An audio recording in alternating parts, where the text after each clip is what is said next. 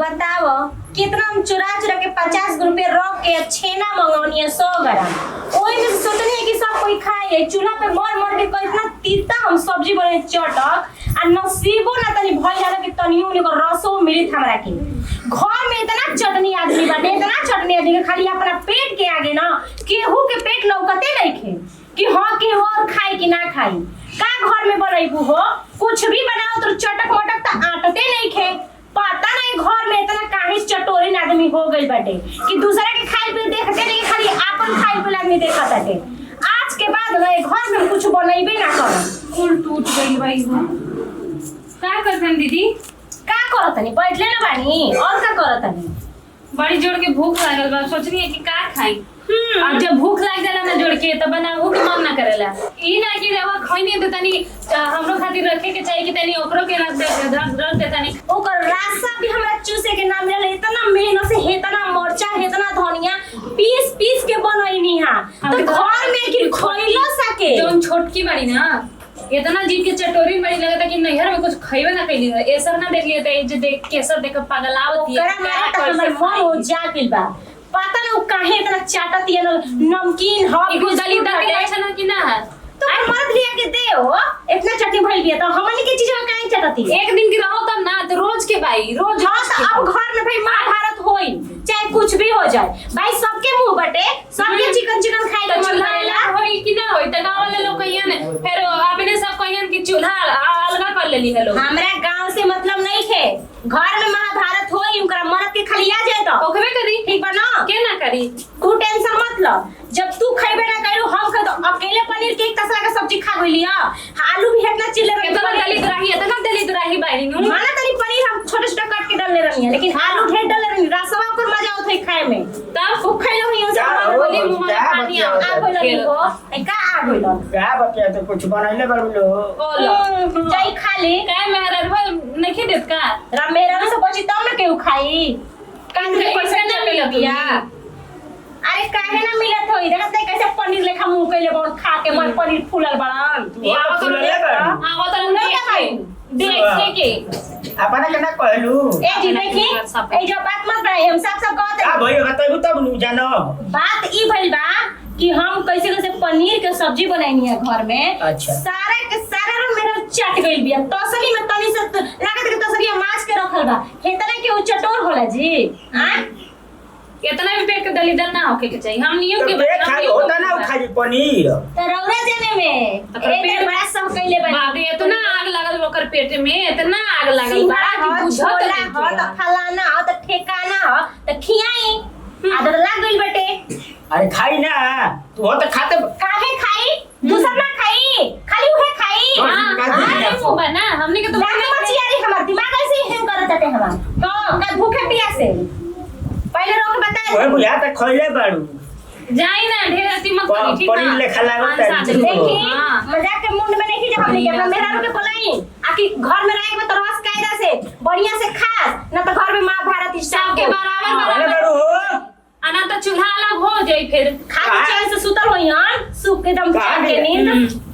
सुती ना तो चाहिए मेहर मौ कहीं के इयो उहे बाटे हो तू नहीं खुश का करिया चलाओ देखो जा तो दिखत नहीं थे ना तो ही नहीं थे दिखत अब हम आराम से खा सकते तो नहीं। आहा इतना टेस्टी लगा था जल्दी जल्दी खा लेते ना तो माँ तो दीदी जी आ दिया तो हम तो खाया क्यों अरे का हो लॉलीपॉप बेजती तो करावत है ठीक लागत नु हां ए जी मजाक मत कर ये तो अपना सुबह से पेट खराब हो गई 3 बार लाइटिंग चल गई हां ई तो बात ठीक है कहत नु पनीर खाबू तो होई ना जा इतना हो गया संपादन हम पनीर से तो देख गो नहीं थी ऐसा ही कहत लो पनीर कुली चाटी कुली तार में हरारू तो रावत मेहरारू से जरा भरोसा अपन भौजी लोग पे बा तो बात सुनते आ दिन हमरा भी लड़े हाथ ना खाई केला मर्दे हम क्या खाता तू छू लागी तू छू नहीं था हम कुछ ना ना अब देखत अरे क्या ले ले ये बैठो गिरो ताजी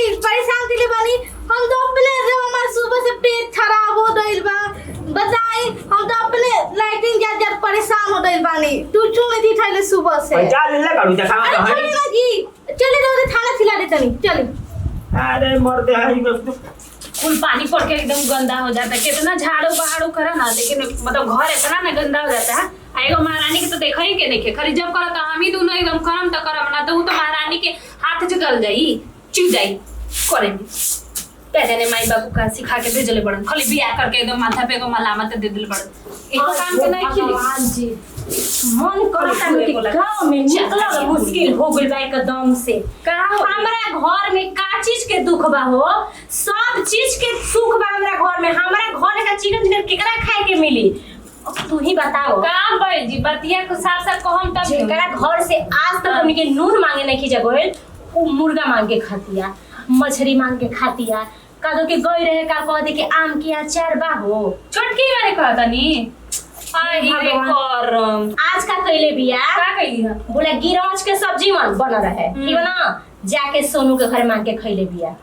तू ही बताओ तो पहले ओकरा घर से आज तक हम कुछ मांगले नहीं जा। एकदम ये ना मुंह करिया कर ले बड़ी ना कि घर से निकल करके दुआर पर बैठ के पंचायत बतौले भाई सब बतिया से के कर हुनकर पत्तो ही आ फुटाली बो हमारा घर ले गिरौज के सब्जी मांग के ले गइली हा। कितना घरों से ऐसे ही रही, यही से देखा था नहीं इतना ना तो देखो घर में ना अगर बात होई ना ती बात बहुत दूर तक जाई। तो कहीं बाबूजी के कहीं ना एबरा आओ तो ना ते एबरा ले देख करब हम, या तो उहे लोग रहस लो बना तो हम ही रह बताओ घर के में ना कौन लक्षण बा। हां हमनी को तो पुतो बानी आते के मुंह नहीं देख ले। आई घरे के चटले भी आवते ते बिगाड़ देले बन जाय करे के ठीक बना काम त करे के बाद के तो केहू मुंह नहीं घुसा किया रहती है चुपचाप रही ना तरी आ जा बुटाली के बरा आओ तो हम देख ले करिए एक काम करा का सुनो ना एक काम करिए एबरा कुछ नहीं हम निमक सब्जी बनाए कुछ मत लेके मसाला मत लियो खाली छौंको सब्जी बनाए देबा देखो तो ओकरा निक लागत कि ना ठीक बा ना बनाओ नेनुआ चिर दियो तने आओ तनी ठीक बा ठीक। तो ओहे करत जैसे जैसे दीदी जी कहले बड़ी चला पता ना मिक्सचरों में ते मेरे तो मैं ई तो डिब्बा में रखले रही। अब तू समझ था ते मन तो नहीं मन की लड़ा तो दीदी जी था रेल बाड़ी जा दीदी जी ने कितना दलीदर बाड़ी जा दोते जो तो मम्मी थाईले बानी है दीदी जी ते दोस्त देतो नहीं। आहा कितना बढ़िया खुशबू आवता लाड़ा तो बिरबल दिया मुर्दा बनाता। आहा जा तने हो जे 4 पीस खा ले चलो तनी हमार बिया मऊ की चटोरी न हो बानी के लागत हो ल एगो सुन ल है गाना। अरे उठ पे लाली लगावेलू अरे जियर मोर तड़पावेलू नहीं छोड़ दे हीरो सब ई सब ए जान तो नहीं बीरबल दे यहाँ ना बड़ा बढ़िया खुशबू आवत रहे लागा तो चीते मुंडा घर बनता तो बस हम चीते खाए थे बड़ा मन करता। ओहो क्या रो लेते हैं ना मुर्गा। अरे ठीक बा लिया दे तनी मुर्गा नु खाइबू। हां जी लेते हैं। अरे तारे खातिर तो एकदम जान हाजिर बा तू कह हम ना दिए तो सब कोई मिल के खाई ना ना सब ठीक है ना बाप रे बाप एकदम पूरा सब बर्तन धोए थे परी फिर सब थे खिलाए थे पर ऊपर से हमारा पीसो धत गई रोहन जाते 4 पीस लेते जाएंगे 4 ना 6 पीस लेते हैं। हां हां खा लेबू माने हां डायरेक्ट ना होई सारी रोवा तो हमारे थाई पे नजर लगावत रहत और पनीर खा ले रहोगी वो डायरेक्ट हो जाता बताओ ता ठीक बज जाता लिया जाए लेते हैं। आहा मुझे नाम पे हम मुंह में पानी आ रही जाए लेते हैं जल्दी पकड़े तो तनी रगनी बांध दी कपड़ा मजूरा थइए नहीं के हमरा घर में खाली खाई लौकता केहू की नहीं के लौकत ना ई टूट जाई का हो रुको रुको रुको केहू का नहीं खेलू के काम कैसे होला सब बा खाली खाई के टेंशन में रहत है रुको मोड़े तो एने दे और के बा हम ये करवानी हां उनका तो टेंशन नहीं है उनका खाली खाए के टेंशन रहे घरे हो घरे मांग के वो कौन टेंशन बा का ई कहां से गई बन सुबह से ई बुढ़ारी लोगते नहीं खा जाने हम नहीं के जाना था बाकी वो एक बार आइला हम हां ऐसे कि हम छत पर कपड़ा पसारते ना तो हम देखा नहीं हां देखनी है गेहूं धोत रही तो देखा नहीं है तो सोचने आज नहीं मर्दा बहू के बीच को बात हम खाली मोगी से मिले आवे ना काम धाम तो है ही नहीं के घर में जान जैसे बाल उसे मेरा रुपी है ठीक बनाओ जैसे बाल तैसे नहीं भी आओ जेंडा निमन पर थाने के काम का तो कुछ बाला चाकू नहीं काटे के अपन अपन मरद से अरे ई घर बर्बाद कर दिए से दोनों मिल के हो का चाकू ये बात टूटा अरे काजी कहां जाते हैं का हो और कर ले बंजी अरे कम ना हां दिखाई चप्पल बता जी हां इसी लेनी हां तो दिखाई नहीं कैसन चप्पल अरे पट्टू पूरा हुए तही जा खाना रोई सदा छीना तरी जा का नहीं का जी चप्पल हो तो चप्पल तो गोड़ में ना अरे जाए ना तो आता सुनी है ने का रौरा भागा तनी जी का ले बनी अतनी दिखाई तो का हो जाई जी देखने में ता अरे तू हो झूठू के बाप रे वाह का बात बाटे कितना बढ़िया घर में तमाशा होता है और इतना डब्बा में ले ले बनी खरीद के अच्छा ये बताएं जब रौरा खियावते बानी हाँ तो पूरा गांव से मांग के तब काहे खाती है जी ये बताइए पहले जब रौरा चुरा चुरा लियावते बानी का पूरा खा दिया गांव पूरा खातिया हो सोनू के घरे बिहारी के घरे फलाना के घरे ठेकाना के घरे मैं मांग मांग खातिया मतलब काहे हमरा घर के काहे इज्जत उ धजिया उड़ैले बिया हमने के घर में नहीं रौरा चुरा लुका के देते बानी मुर्गा हम मछली ये ले होते न बानी जेकरा घर से आज तक उनके नीमक तक नहीं कीजे मंगले ओकरा घर तक पहुंच के गिरस के सब्जी ह तब बैंगन के सब्जी ह लाल नहीं खातिया नहीं थे कौन बात नहीं है बबुआ जी कहां बिया हुआ है हमने बड़ा के इज्जतिया जाते बेटे रोड पर चलना मुश्किल भइले बेटे कहाँ एक दिन रौरो इज्जत जाई अरे कहां बिया बताइबू लो जाई देखी कहां हाँ। हमनी का जनतन जा बढ़िया से खिला दे मसाला वसाला बढ़िया से चटा चटा के अब तक तो हम ये की इज्जत गई बा ना जब इनका चले ना तब इनका बुझाई अभी दांत दांत ना करी हन जाई जाई ठीक है ना काम तो बोला ही के ना तो रोड पर चलना मुश्किल हो जाई चलो हो ठीक है हां देखो तनी कहां बिया तो बड़ा अच्छा है आवे नहीं के बतावो तनी बना आहा बोला तो एकदम चटते रहे लेकिन थोड़ा सा तीता ज्यादा हो रहा मुंह वाला हो रहा आहा ताकि तो आ नहीं का चबुलाओ तो नहीं से आवतारू तू चुना जा चाहिए इस छोरी जो तारा ने उधर ले टाइल बनी ले बनी अच्छा ठीक बजाई दी ठीक तो नहीं लेते आइल बनी तो और तो रात दी हम शाम में खा लेम शाम में खइबे तू हां कहां ले आवत रे अभी तू ओ वो चलाओ तो ने से चाटत है तारी अंगूरी फांगूरी और तो है ना जी अब रवा इतना नावे में देर तोड़ दे नहीं हम से इंतजार ना भइल रहा तही से चल दे रही बिहारी के घर थाए चुप ए जे बदाना के पकड़ रखले गाड़े तू चाटे चाटे ओकरा घर चल जाता रू भौजाई ठीक कहता ई सब ई भइले बियाना माटी लफिदवा कहां बा तहरा के बार काटो बे बार मुआई बे बार तहरा के रह चटनी भइल गाड़े तू हां तो हम बेटा के दिन जाता नहीं जी लो तू आके पता भौजी मुआई तहरा के बार अरे का हमार बदनाम तू काहे करइले बताओ होई तोरा घर में का कमी बा होई मोय छी तोरा के सुख शांति देते बानी जोन कहत रे उलियाते बानी अब का बता तोरा खटिया हमरा थाई के हम चल दे और